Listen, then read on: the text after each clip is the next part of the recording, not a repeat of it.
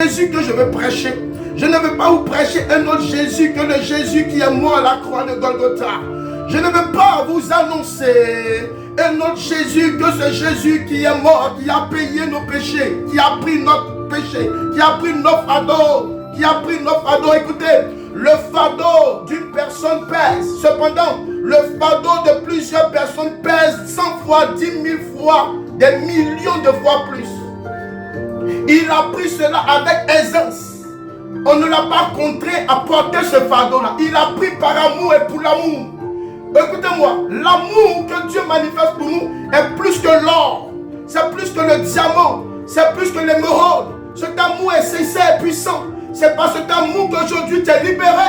C'est par cet amour qu'aujourd'hui ta vie a franchi. C'est par cet amour qu'aujourd'hui tu travailles. C'est par cet amour aujourd'hui que tu pries et tu sens sa présence. Sans l'amour de Dieu, il n'y a pas d'authenticité.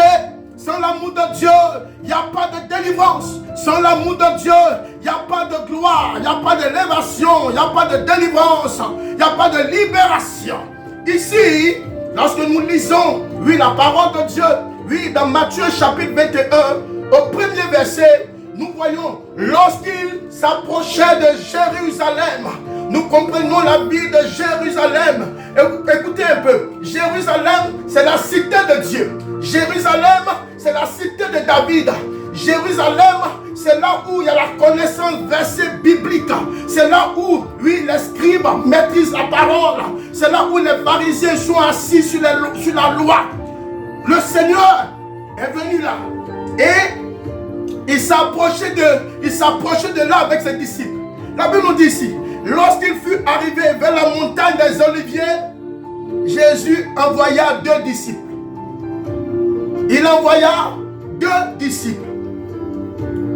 Vous voyez, les 2 disciples, la Bible ne nous donne pas les noms des 2 disciples. Mais je vais vous annoncer ce matin que les 2 disciples sont rentrés dans l'histoire. Ils sont rentrés dans l'histoire prophétique.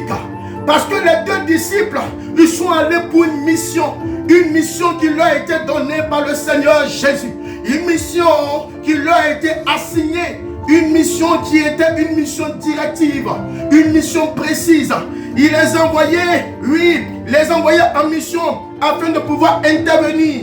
Il les envoyait en mission parce que le Seigneur ne pouvait pas se déplacer. Le Seigneur voulait tester leur obéissance. Il voulait tester leur soumission.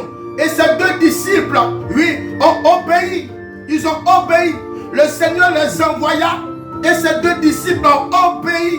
Vous allez voir ce qui suivra. Quand ces 2 disciples ont obéi, quelque chose de Dieu s'est passé dans la vie des 2 disciples. Oui, et dans la vie du Seigneur. Sans obéissance, on ne peut pas voir l'authenticité de Dieu. Sans obéissance, on ne peut pas voir le miracle que Dieu a prévu.